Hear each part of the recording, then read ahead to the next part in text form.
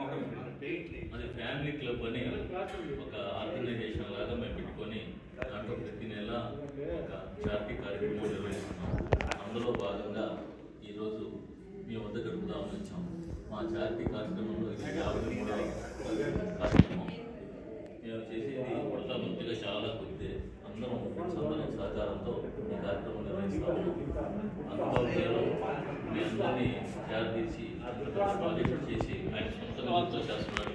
మాకు చాలా ఆశ్చర్యంగా ఉంది. ఇప్పుడు ఆ పెద్దమ్మ అన్నారు 3 సంవత్సరాల నుంచి ఎంత బాగా చూసుకుంటున్నాడు. ఉండబట్టి మేము ఇప్పుడు ఉండగలిగాము. అక్షర సత్యం. మేము ఏదో 10 నిమిషాలు వస్తాం మేము ఈజ్ రియల్ హీరో. ఇంకా ఇన్ని సంవత్సరాలు జాగ్రత్తగా ఇక్కడ మేము అందరినీ సంరక్షిస్తున్నాడంటే సామాజిక ఎందుకంటే ఒక వయసు రీత్యా అదో గొప్ప చేదస్తాం అనేది ఎవరికైనా ఉంటుందమ్మా. మీకైనా ఎవరికైనా అవన్నీ కూడా క్లియర్ చేసుకున్నారు. మిమ్మల్ని సొంత తల్లిదండ్రులాగా చేస్తున్నారు.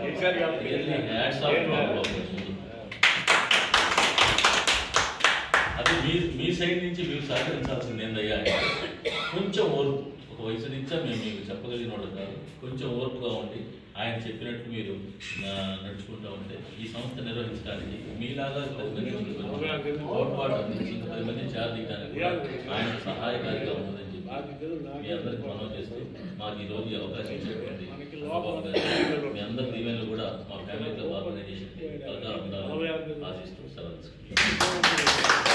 దాదాపు 5వ సంవత్సరం మనకు పరిచయం అయిన తర్వాత 5 సంవత్సరం కాదు. గతం ఏంటంటే మన సంక్రాంతి పండుగకి ముందుగానే అక్కడ వచ్చేవాడు.